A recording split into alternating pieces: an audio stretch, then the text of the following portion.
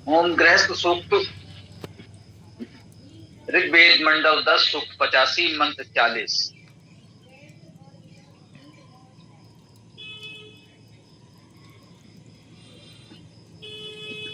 ओम सोमः प्रथमः विविदे,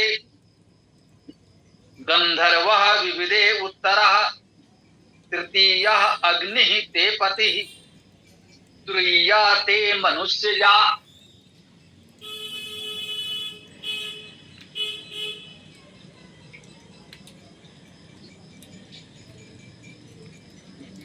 इससे पूर्व के मंत्र में तो जाया को पतियों के लिए देने की बात कही गई। 38वें मंत्र में, इस मंत्र में उसे एक प्रकार से समझाने का, समझने का, व्याख्यायित करने का प्रयास हो रहा है।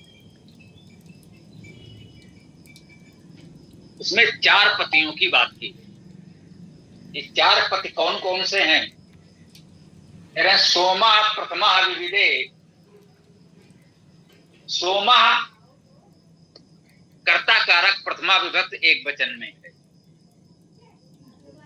मैंने आपको बताया है कहीं कहीं व्याकरण की छोटी छोटी बातें महत्वपूर्ण होती, अनर्थ ना हो इसलिए थोड़ा सा ध्यान रखना चाहिए। सोमा कर्ता कारक में है, अर्थात सोम ने। अब कोई इसका अर्थ सोम को या सोम के लिए कर देगा तो अनर्थ हो जाएगा। सोमा प्रथमा, प्रथमा अर्थात प्रथम, पहले। प्रथमा भी कर्ता कारक एक वचन प्रथमा विभक्ति में है, अर्थात ये सोम के साथ ही रहेगा। कह सकते हैं प्रथम सोम ने, या सोम ने प्रथम सबसे पहले, ऐसा भी कह सकते हैं। विविदे, विद धातु का अर्थ जानना होता है और पाना प्राप्त करना भी होता। ठीक है, ये बात ध्यान में रखनी होगी। यद्यपि व्याकरण के सूक्ष्म व्याख्याकार विद्वान, लौकिक संस्कृत की व्याकरण के आचार्य ये बताने का प्रयास करेंगे कि प्राप्त करने वाले अर्थ में ऐसा रूप बनेगा और जानने के अर्थ में ऐसा होगा। ऐसे कुछ सूक्ष्म अंतर लौकिक संस्कृत में अनेक स्थलों पर स्पष्ट है। हमने उदाहरण के लिए कहा है, इसमें है या नहीं है ये भी हम नहीं कहना चाहते। हम केवल ये कहना चाहते हैं कि वेद में इस तरह की सूक्ष्म भेद नहीं है। इसलिए हम यहां कह देते हैं विद धातु का अर्थ जानना और प्राप्त करना दोनों। विविदे का अर्थ जाना या प्राप्त किया दोनों कर सकते हैं। सोमा प्रथमा विविदे, सबसे पहले तो सोम ने जाना या सोम ने प्राप्त किया।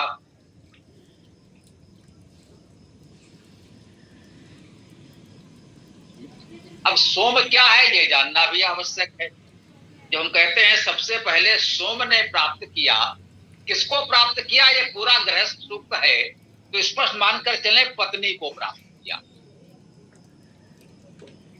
जाया, शिशु का प्रसव करने वाली नारी, उसे जाया कहा गया, उसे पत्नी के रूप में प्राप्त किया। ये संदर्भ इस सूक्त में चल रहा है, उसे ग्रहण कर सकते हैं। कोई कहे कि अभी हम उस संदर्भ को क्यों ग्रहण करें, अभी तो ऐसा कोई शब्द आया नहीं, कोई बात नहीं, अर्थ करिए, जब आ जाएगा तो मान लीजिएगा। तो अभी तो केवल इतना कहा गया है मंत्र के इस प्रथम चरण में, सोमा प्रथमा विविदे, सोम ने पहले प्राप्त किया। सर्वप्रथम, सबसे पहले सोम ने प्राप्त किया या सोम ने जाना। तो सोम क्या है? सोम शब्द सु धातु से बनेगा। सुप्रसवे सु ऐश्वर्य, अर्थात सु धातु का अर्थ हुआ उत्पन्न करना और ऐश्वर्य होना। प्रसव करना, जिसे सु धातु से ही प्रसव बन रहा है, जन्म देना। इसमें प्रसव शब्द एक विशेष प्रकार से शिशु को जन्म देने से ही जोड़ा गया है। यहाँ कुछ भी सृजनशीलता उत्पन्न करने से उसका अर्थ ग्रहण कर लेते हैं धातु अर्थ में, व्यापक अर्थ में, परंतु यहाँ चूंकि गृहस्थ का प्रसंग ही चल रहा है इसलिए वैसा ग्रहण कर सकते हैं। तो सु धातु का अर्थ उत्पन्न करना और ऐश्वर्य होना मुख्य रूप से है। सु दीर्घ उकारांत धातु का अर्थ प्रेरणा करना भी है। तो सोम का अर्थ हम लोग करते हैं सृजन, ऐश्वर्य, प्रेरणा। वेद में परमेश्वर का एक गुणवाची नाम सोम भी है। वेद में सोम मुख्य रूप से परमेश्वर के लिए ही आता है। सृजन, ऐश्वर्य, प्रेरणा से युक्त सोम अर्थात परमेश्वर।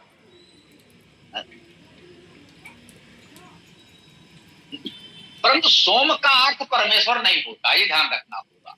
सोम का अर्थ सृजन, ऐश्वर्य, प्रेरणा है। इन गुणों से युक्त परमेश्वर भी और अन्य लोग भी, जो समाज के मनीषी विद्वान है वे भी तो सोम हो सकते हैं। सृजन, ऐश्वर्य, प्रेरणा की सामर्थ्य रखने वाले समाज के मनीषी प्रमुख लोग भी सोम हो सकते हैं। तो सोम उनको भी कहते हैं। सोमा प्रथमा विविधे, सबसे पहले तो सोम सृजन, ऐश्वर्य, प्रेरणा करने वाले ही उसे जान सकते हैं, प्राप्त कर सकते हैं। आगे कहते हैं गंधर्वा विवदे उत्तरा, उत्तरा अर्थात पश्चात, इसके बाद में। प्रथम और उसके उत्तर, उसके बाद में, उसके पश्चात। गंधर्वा विवदे, गंधर्व ने जाना या प्राप्त किया। सबसे पहले सोम ने प्राप्त किया, फिर उसके पश्चात गंधर्व ने प्राप्त किया। अब गंधर्व शब्द का क्या अर्थ हो सकता है? गंधर्व का अर्थ गंधयुक्त, प्रेरक, प्रगतिशील, शोभा युक्त, शब्द करता, स्तुत करता, इतने अर्थ गंधर्व के हमने दिए। इतने अर्थ हम कहां से लाए, कैसे दिए हैं, तो इस विषय में आप देख सकते हैं। गंधर्व में एक तो गंध धातु स्पष्ट आपको दिख रही है, इसका अर्थ गंध होना, प्रेरणा देना, शोभा होना, याचना करना आदि है। गायन करना अर्थ वाली धातु को भी गंधर्व में माना जाता है। गमन करना भी इसका एक अर्थ होता है, स्तुत करना भी होता है। गायन, स्तुति, गमन का अर्थ भी ग्रहण कर लिया गया गा धातु मान करके। ठीक, वो धातु का अर्थ शब्द करना, गमन करना है। अब चलिए गम धातु भी देख लें, वो उसका अर्थ तो जाना, जानना, पाना, बहुत प्रसिद्ध है, सब जानते ही। तो गंधर्व शब्द के इतने अर्थ किए, मुख्य रूप से गंध धातु ही ग्रहण कर लें तो गंध होना, प्रेरणा देना, शोभा होना, याचना करना, इतने अर्थ तो गंध धातु के। गायन, स्तुति का अर्थ भी ले लें, ठीक है।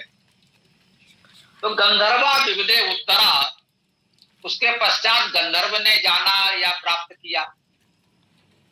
सबसे पहले सोम, उसके पश्चात गंधर्व। तृतीय अग्नि ते पति ही, लो स्पष्ट कर दिया। तृतीय अर्थात तीसरा, अग्नि, अग्नि ते तुम्हारा पति, पति है ना। कह रहे अग्नि तुम्हारा तीसरा पति है। लो भाई, एक मंत्र में, इस छोटे से मंत्र में 4 पति तो गिना दिए। पहले सोम, दूसरा गंधर्व, तीसरा अग्नि। अब कह रहे हैं तुरीय ते मनुष्य जा। तुरीय अर्थात चतुर्थ, चौथा।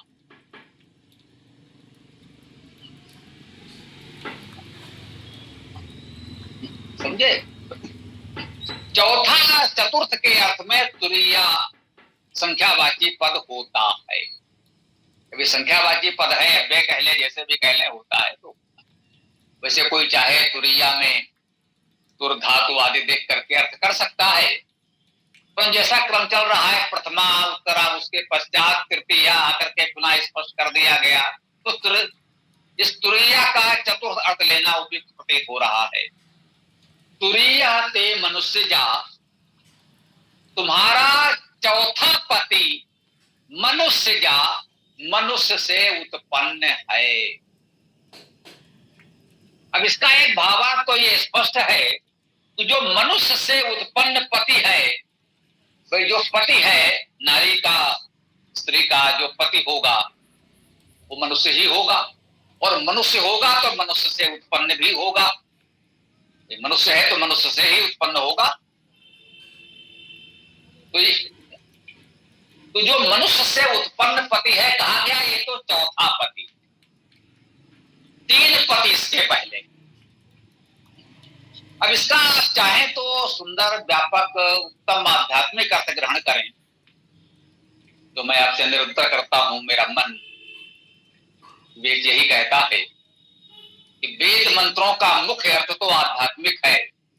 लौकिक प्रेरणाएं हम उससे ग्रहण करते हैं, अच्छी बात है, करना भी चाहिए, वह भी वेद का एक उद्देश्य है, परंतु मुख्य भाव तो आध्यात्मिक। पति का अर्थ है ऐश्वर्यवान ईश्वर, आपका अधिपति, पालक, रक्षक। पति का तो यही अर्थ है। अब वो कौन हो सकता है आपका, ठीक है ना। हमारे आपके सबके लिए हमारा पति अर्थात अधिपति, पालक, रक्षक कौन हो सकता है, तो पहले तो उसे सोम होना चाहिए, सोम गुणों से युक्त होना चाहिए। देखिए, सबका मूल आध्यात्मिक भावार्थ परमेश्वर तो है ही, सोम भी परमेश्वर का गुणवाची नाम है। तो सोम गुणों से युक्त परमेश्वर या उसके उपासक विद्वान सोम, गंधर्व भी इन गुणों से युक्त, जो भी हमने बताया, गंध धातु के अर्थ हैं, गायन स्तुति का अर्थ भी उसमें है। तो सुगंध, सुस्तुति, गायन आदि आदि अनेक उत्तम गुणों से युक्त गंधर्व दूसरा पति होगा। अर्थात पति में ये गुण भी होने चाहिए, जो हमारा अधिपति, पालक, रक्षक बने, उसमें ये गंधर्व का गुण भी होना चाहिए, उसे सोम होना चाहिए, उसमें सौम्य गुण होना चाहिए, उसे गंधर्व होना चाहिए, सुगंध युक्त स्तुत करने वाला होना चाहिए। और तृतीय अग्नि ते पति, तीसरा जो महत्वपूर्ण बात कही गई वो है उसे अग्नि होना चाहिए। अग्नि का अर्थ तो हम लोग बहुत जानते हैं, बहुत अग्नि सूक्त पढ़े, अग्नि मंत्र पढ़े। अग्नि धातु का अर्थ अग्रणी होना, गति करना, ग्रहण करना। तो उसे अग्रणी होना चाहिए, प्रगतिशील होना चाहिए, गुणग्राही होना चाहिए,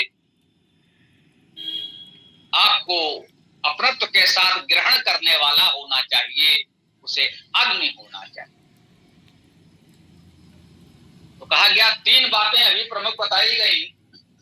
उसे सौम्य गुणों से युक्त सोम होना चाहिए, गंधर्व होना चाहिए और अग्नि होना चाहिए। यदि ऐसा अधिपति है तुरैया ते मनुष्य जा, चौथा पति जो वो मनुष्य का उत्पन्न है, मनुष्य का किया हुआ उत्पन्न, जो मनुष्य रूप में चतुर्थ पति आप प्राप्त करते हैं, ये चतुर्थ पति है। इससे पहले इन तीन गुणों से युक्त हमारे अधिपति, पालक, रक्षक होने चाहिए।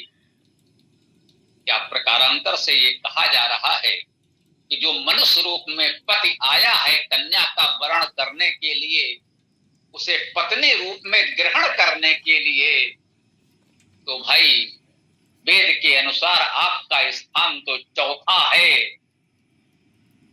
व्यवहारिक रूप से तो आपको ही पति कहा जाएगा, आप पत्नी का वर्ण करेंगे, लेकिन पति कहलाने का वास्तव में वैदिक व्यवस्था के अंतर्गत आपको नैतिक आध्यात्मिक अधिकार तब मिलेगा जब आप सबसे पहले सौम्य गुणों से युक्त, सृजन ऐश्वर्य प्रेरणा से युक्त सोम हो, गंधर्व हो, अग्नि हो, तब आप मनुष्य रूप में इसके पति होने के योग्य माने जाएंगे। इतने गुणों की अपेक्षा हम कर रहे हैं, जिसे हम अपना पति चुनते हैं, अधिपति चुनते हैं, या हम किसी कन्या का पति चुनते हैं, हम अपने परिवार में, समाज में यदि लोगों की शिक्षा दीक्षा संस्कार इस स्तर पर दे सकें कि हमारे युवा इन गुणों से युक्त हों, तो निश्चित रूप से समाज कितना उत्तम होगा, गृहस्थ कितना उत्तम होगा। निश्चित रूप से उनके संतान, उनके बच्चे भी ऐसे ही उत्तम गुणों से युक्त होंगे। निश्चित रूप से वैदिक सनातन धर्म की उन्नति होगी। आज जैसी स्थिति नहीं होगी जिसकी पीड़ा हम आप सभी को। इस मंत्र से इतनी उत्तम प्रेरणा हमने ग्रहण की। इससे पूर्व 38वें मंत्र में जो कहा गया था, इसे पतियों के लिए दो, पत्नी तो एक है लेकिन पति अनेक हैं, अनेक पतियों के लिए देना है। तभी हमने संकेत किया था इसी सूक्त में आगे आने वाले मंत्रों में ये बहुत से पतियों की बात कुछ और स्पष्ट की जाएगी। इस 40वें मंत्र में आध्यात्मिक भाव से इसको स्पष्ट किया गया कि ये 4 पति तो होने ही होने हैं, होते ही होते हैं। अब आप सोचिए,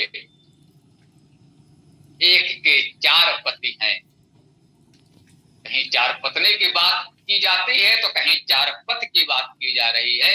लेकिन हमारा मुख्य भाव आध्यात्मिक है।